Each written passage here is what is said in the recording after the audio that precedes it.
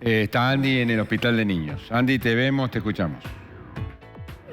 Sí, doctor, lamentablemente tenemos que señalar que en el último tiempo, según el relato de los médicos, de los profesionales de la salud que trabajan en este lugar, han aumentado los casos de violencia intrafamiliar y tenemos que referirnos a un caso que está investigando la justicia y que por supuesto se encargará de ir a fondo sobre este caso en particular de un niño de 1 año que llegó en las últimas horas a este hospital, se había caído efectivamente de una sillita, pero tras la observación de los médicos y los profesionales decidieron darle paso a la CENAF, que está investigando este caso. Precisamente lo saludo a Marcelo Argüello, el subdirector, para primero conocer el estado de salud del niño. ¿Cómo está? Nos señalaban los médicos que estaba en grave estado, doctor. Bueno, desde el punto de vista médico, es un niño de 15 meses de vida que el día miércoles por la tarde ingresa a nuestro hospital en grave estado, producto de un traumatismo de cráneo grave. Ingresa en paro cardiorrespiratorio, es asistido en la guardia del hospital, en la emergencia, y trasladado luego a la unidad de terapia intensiva, donde permanece con una situación de extrema gravedad. Bien, el trauma habría originado por la caída de una silla, en principio. El relato es de que ha caído desde una silla de comer y traumatizado el cráneo contra el piso. Es trasladado por los progenitores a nuestra institución y asistido en la emergencia, donde ingresa en la condición que le comentaba recién. ¿Todo esto ya está bajo la órbita de la CENAF?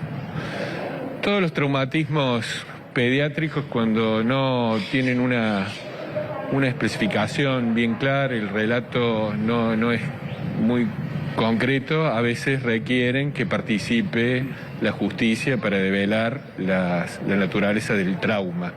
Nosotros abordamos la parte médica y le brindamos a la justicia los elementos que le pueden ser necesarios para definir situaciones con respecto a la naturaleza del trauma.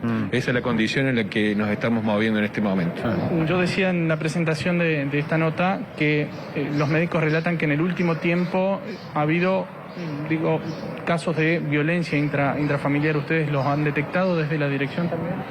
Y el fenómeno de la violencia intrafamiliar y lo que es el maltrato infantil es una realidad que nosotros venimos abordando todo el año pasado.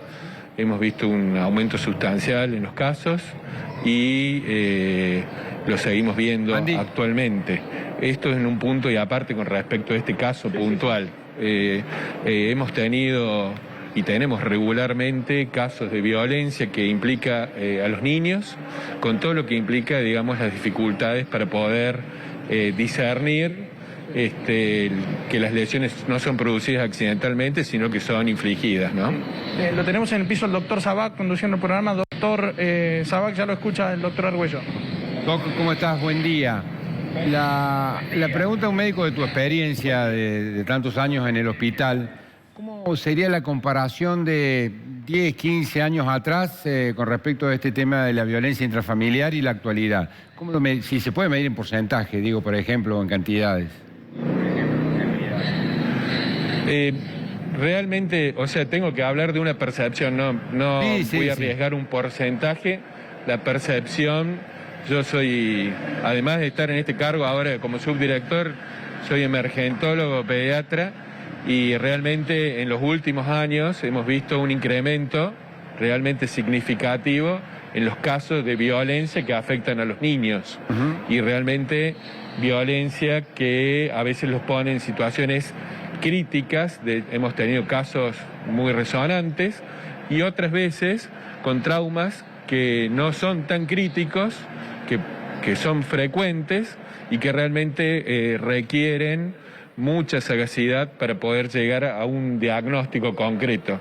Nosotros los médicos, particularmente los pediatras, tenemos la obligación de denunciar cuando hay una sospecha de esto, porque indudablemente hemos visto casos donde uno por X causa pasó por alto una denuncia y después las consecuencias fueron sumamente graves. Y también en base a tu experiencia de tantos años ahí, tampoco va a ser la causa ni va a ser una definición científica, pero la percepción también tuya, ¿cuál sería la causa? ¿Qué es lo que está pasando?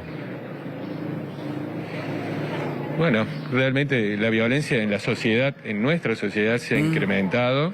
Se han incrementado muchas situaciones que suman las adicciones, el alcohol, el embarazo temprano, jóvenes de edad muy temprana que son madres, el hacinamiento, toda una serie de situaciones que llevan a que esta sociedad sea violenta y que esa violencia se traduzca en los chicos.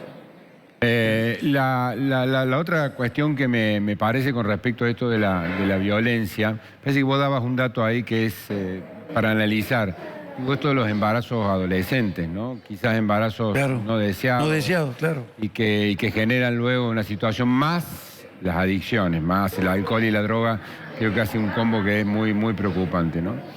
Bueno, Doc, esperemos que... Sumemos. Sí, por favor.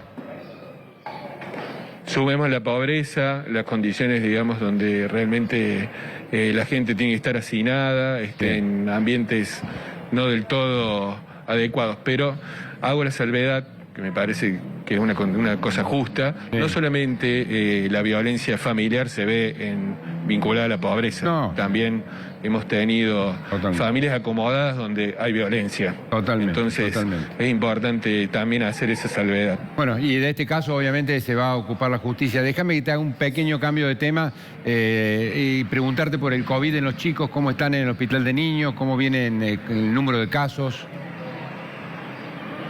Bueno, nosotros en este momento estamos afortunadamente con la internación muy controlada, no hemos tenido muchos casos de internación, sí tenemos casos de consultas regulares, se mantiene un cierto porcentaje de consultas por COVID, pero afortunadamente nuestra experiencia con COVID en estos meses últimos vienen muy bien, después que pasamos esta etapa que comentamos en su momento de los síndromes inflamatorios multisistémicos, que realmente fueron nuestra parte más álgida, digamos, con COVID.